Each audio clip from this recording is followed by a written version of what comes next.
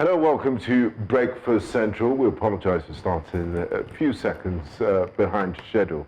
It's because of technical glitches beyond our control. Welcome to Breakfast Central. Yes, this is where we bring you everything you need to know the best way to start your morning. A wake-up coffee, the latest news, information, insightful discussions. We have a packed show for you today, as always, so you don't want to miss it. Stay tuned and stay with us. I am Benga Aborua. And I am Olive Emodi. Thank you very much for joining us this morning on Breakfast Central. So many conversations. Rivers has seen different upgrades or different updates in the past 24 hours from people criticizing the actions of the president and asking about the constitutionality or otherwise of it. We've also seen people take to the streets, lots of notable figures, the likes of Hilda Dokubo, the likes of Sean George, asking why the president felt the need to call for a state of emergency in a state that was a peaceful state, and why he hadn't done that in northeastern Nigeria that has had to battle terrorism, right? But we'll come to that shortly. Yeah. Let's start off with Senator Natasha Akpoti-Uduaghan. We did get reports that there was an attempt to recall the senator. There were videos on social media of people who were allegedly invited for an empowerment scheme, and they were asked to bring their voters card, their BVN and the likes. And they got there. Unfortunately, what they ordered was not what they got. It would seem that they were asked to append their signatures, and they wanted to use them as a plot to recall the senator. Now, let's take a look at some of the videos of people who were at the location. Early morning, this early morning, we were informed that we should come for an empowerment. When we get to the field, we are asked to bring our voter's card and the VIN, the number here. So we now ask why, because we heard that we should come for the empowerment. So they gave us a form to fill. You fill with your VIN and pen your signature. Then most of us will refuse that we cannot do that because we don't know that an empowerment can be done in this way. So we now left the field. I could be here for the recall of Senator Natasha Akpoti-Uduaghan. No, sir, we are not. We are here for an empowerment. But we are not aware about the recall by some group of APC. No, not at all. No. So we are here for an empowerment. We are not supposed to be here for an empowerment. And we are given an instruction to come with our voter's card. So that was the instruction given to us, that we should be here with a voter's card for an empowerment. No, there's something like recall. We don't have anything against our senator, for God's sake. So why did Senator Natasha Akpoti-Uduaghan does have a lot of detractors, and they're hell-bent on seeing her downfall. This is very tragic for on so many grounds. You want to do a recall process, and then you're being shady about it under the guise of empowerment, giving them money so that they can. It's just. I have no words. I hope we get to the root of this matter and find out who was behind this. We're not going to make any insinuations. We hope that they get to the matter, that the proper investigation is carried out. I'll get to find out the person or persons behind this, so they can be exposed for the fraud that they are. Recall that Senator Natasha was suspended a day after she submitted a petition against the Senate President, Senator Godswill Akpabio. Ever since then, Natasha will do anything but keep quiet. She's been speaking and speaking quite loudly. Not only did she disclose this on television, what the sexual allegations or sexual harassment allegations on television, she's also spoken to other media outside Nigeria. We've seen her grant interview to the likes of BBC, Sky News, and her voice has been unwavering in telling her story and speaking her truth. And again, he that, has clean hands, he has nothing to fear, he that... Exactly. Olive, one other thing that video exposes, just the level of poverty in Nigeria, the level politicians will go to weaponize poverty.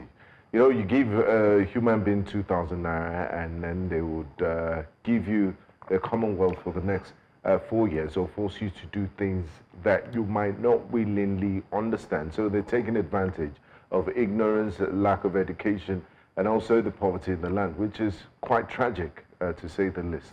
It's really, really sad to see this, and I mean, these are just all allegations. We hope that a proper investigation occurs and we get to the root of what the true scenario is. But one thing we can see is that Senator Natasha Akpoti-Uduaghan has the support of the people of Kogi State. They've all been speaking up.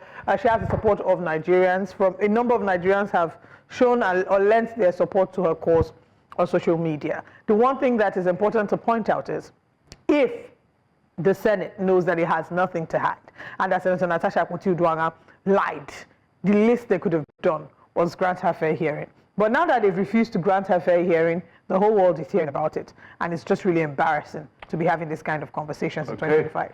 Now moving on to your second story in our wake-up conversation. Senate steps down motion on state of emergency. The Senate yesterday stepped down its first order of the day concerning a motion to approve the proclamation of a state of emergency in a river state until later in the day.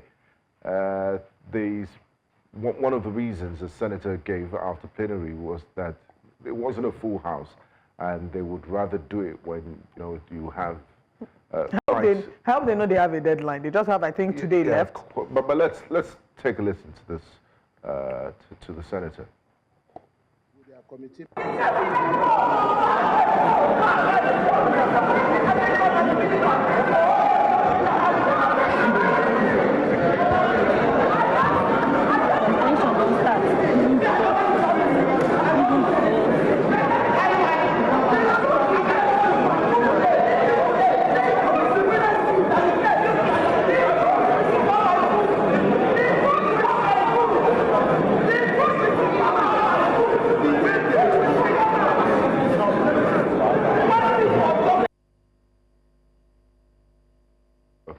Very vocal exchange between two members of the House of Representatives on the issue of River State. Like you said, Olive, they have 2 weeks to communicate to the president if they are in support of the state of emergency or not. But you can say it's a foregone conclusion. If we go back again to the state of emergency and the need for the state of emergency, what was the situation like in River State before the president invoked his powers to activate the state of emergency? The arguments we've seen from people living in River State and indigents of River State is that they had a decent, normal, regular life. People were going to school, people were going to work. Nothing was being hindered by government. Governance was moving. On the flip side, they say, the government just can't sit idly by. That we were moving towards danger and anarchy, so the government did it in order to prevent that. Again, I bring up the conversation that the guest had yesterday when we had Onoja. He asked, who's in charge of securing the pipelines? Who's responsible for securing the pipelines? Is it Simna Lai Fubara? Is it the federal government? Did the federal government hire people who are in charge of securing the pipelines? Look, just every other day, there's so much happening in different parts of the country. And again, what this has activated is conversations about our system of governance and democracy. And democracy would be defined as government of the people, for the people, by the people. What do the people of River State say? Yesterday, in the interviews we had, we went to the random streets. This is not that we selected guests. We went to the streets in River State, interviewing them, doing random surveys and speaking to them. And all of them seemed to throw their support behind the governor.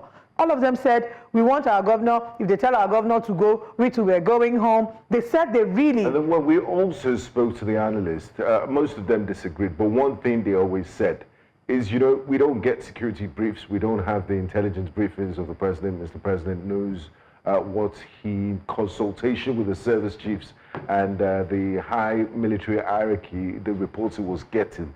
So maybe it was a preventive action. But and the legal side of it too, most people agree that even when former President Obasanjo invoked a state of emergency, he had no right to suspend or remove the democratically elected state governors. So that's it. And the Nigerian Bar Association, a lot of lawyers are fighting against this. Well, a lot of lawyers except the AGF. The AGF has spoken in support of it, saying that the president, of course, had done what he needed to do, and it was well within his powers to not just have activated the state of emergency, but also to have suspended the governor as well as the House of Assembly members. Now, another conversation that comes up is beyond the suspension of all of that. Okay, yeah. Another question they asked is, what really is the specification for state of emergency as provided for in the Constitution? What happens? There seems to be, the court needs to make some interpretation and pronouncement as to what exactly happens when there's a state of emergency, because it does seem that there's a lacuna there in terms of, even with the suspension, is there any part in the Constitution that clearly says the president can suspend the governor or the House of Assembly members? We don't seem to see anything like that in the Constitution. So these are some of the conversations that have come up. And then they've also argued that it's one-sided because the parties in this drama, not just the governor, but also the former governor. What has been done to Nyesom Wike? Absolutely nothing. Anyway, but these are the conversations that we're going to be talking about. We also have, like I did mention earlier, some big names have championed the cries against the state of emergency in Rivers State. We have clips of Shan George, we have clips of Hilda Dokubo. These are not just actors, they're indigents, they're people who are affected by whatever decision is made in Rivers State government. So let's take a look at some of them. Clips to you much later before we wrap up the conversation today, but definitely it is one of the conversations we're looking at this morning. But these are the stories that we're exploring, and we want you to stick around to find out, you know, what the latest developments are. And I'm sure that this morning we'll start to unravel certain new information that we didn't know before now.